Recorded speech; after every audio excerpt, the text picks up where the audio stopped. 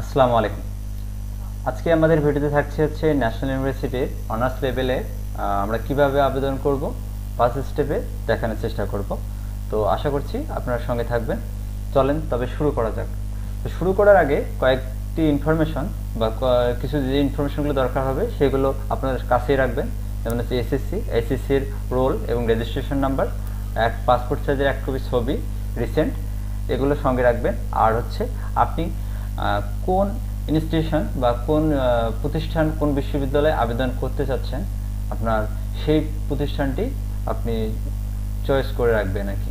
তো আমরা প্রথমে শুরু করা যাক। প্রথমে আপনি আপনার এসএসসি রোল দিবেন, তারপর আপনার রেজিস্ট্রেশন নাম্বার দিবেন, তারপর আপনি কোন বোর্ড থেকে এসএসসি বা এসএসসিতে উত্তীর্ণ হয়েছেন সেটি দিবেন, আপনার পাসিং ইয়ার দিবেন, তারপর ঠিক সেম এসএসসি এবং এসএসসিতে রোল দিবেন, রেজিস্ট্রেশন নাম্বার দিবেন, বোর্ড দিবেন এবং পাসিং ইয়ার দিবেন। দেওয়ার পরে যদি আপনি সব কিছু ঠিকঠাক থাকে তাহলে আপনি নেক্সটে ক্লিক করবেন।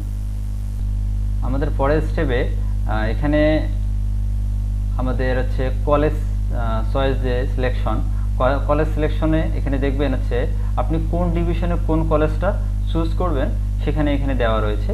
তো এখানে আপনি যদি মনে করেন যে আমি রংপুরে বাস করছি, তো আমি রংপুরের যে কোনো একটা কলেজ আমি গ্রহণ করব। তো সেই অনুযায়ী এখানে আপনি রংপুরে দিবেন। তারপরে সেই রংপুরের কোন ডিস্ট্রিক্টে কলেজটি অবস্থিত সেই কলেজটি আপনি এখানে দিবেন।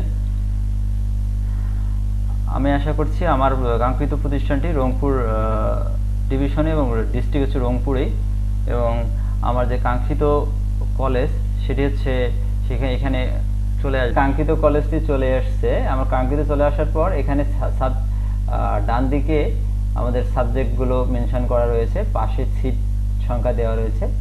তো এখানে প্রথমে বাংলা আছে, ইকোনমিক্স আছে, হিস্টোরি আছে, ইসলামিক স্টোরি আছে, Islamic studies, philosophy, political science এবং তারপর সমাজবিজ্ঞান। আমরা আমাদের কাঙ্ক্ষিত এবং পছন্দ মতো আমরা লিস্টটা তৈরি করব, সাবজেক্ট লিস্টটা। প্রথমে আমরা বাংলাকে প্রাধান্য দিলাম, তারপরে হিস্টোরি, তারপরে এরকম করে আপনাদের পছন্দ মতো আপনারা সাবজেক্টগুলো স্টেপ বাই স্টেপ আপনারা দিবেন। তারপরে পলিটিক্যাল সায়েন্স দিলাম। তো এইরকম করে প্রতিটা সাবজেক্টেই আপনারা চয়েস লিস্টে রাখবেন, কারণ কি সব সাবজেক্টে দিলে কোনো না কোনো একটা সাবজেক্টেই আসবে আর কি। কাঙ্ক্ষিত কলেজে পড়তেই আপনারা পছন্দ মতো দিতে পারবেন, আর যদি দিতে না চান আপনাদের মতো করে আপনারা দিবেন। তো পরের স্টেপে আমরা চলে যাই। পরের স্টেপে নেক্সট করলে পরের স্টেপে আমরা চলে আসবো। তো এখানে তারপরে স্টেপে 4 নম্বরের স্টেপে দেওয়া আছে আপনার কি কোটা রয়েছে বা কোনো ধরনের কোটা রয়েছে কিনা। যদি কোটা না থাকে তাহলে নোতে ক্লিক করে নেক্সট স্টেপে চলে যাবে। নেক্সট স্টেপে আমাদের কিন্তু এখানে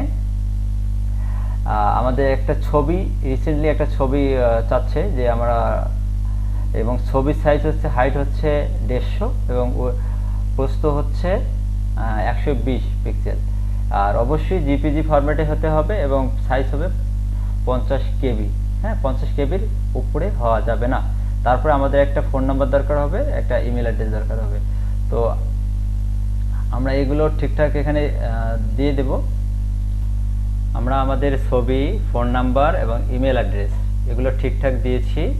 দেওয়ার পরে এখন আমরা এটাকে প্রিভিউ করব, আমাদের অ্যাপ্লিকেশনটি ঠিকঠাক রয়েছে কিনা। আমাদের নাম, অ্যাপ্লিকেন্টের নাম যদি ঠিকঠাক থাকে, বাবার নাম, মায়ের নাম, জন্ম তারিখ এবং জেন্ডার, তারপর রোল, রেজিস্ট্রেশন নাম্বার সব কিছু যদি ঠিকঠাক থাকে তাহলে অবশ্যই আমরা সাবমিটে ক্লিক করব। হ্যাঁ, এখানে একটা নোট দেওয়া রয়েছে, if all the information is correct please click on the submit application button, otherwise click and cancel back to the form. মানে আমাদের যদি কোনো ধরনের সমস্যা থেকে থাকে তাহলে আমাদেরকে ব্যাক দিতে বলছে এবং সেটা কারেকশন করে সাবমিট করব। আমাদের এখানে সাবমিট হয়ে গেছে। এখন আমরা যেটা করব, আমাদের অ্যাপ্লিকেশন ফর্মটি ডাউনলোড করব। আমরা চাইলে আমরা এই অ্যাপ্লিকেশন আইডি এবং পিন দিয়ে আমরা লগ ইন করতে পারবো বা আমাদের কোনো ধরনের নোটিফিকেশন, রেজাল্ট বা আদার। তো থ্যাংক ইউ, আজকে এই পর্যন্তই, ভালো থাকবেন।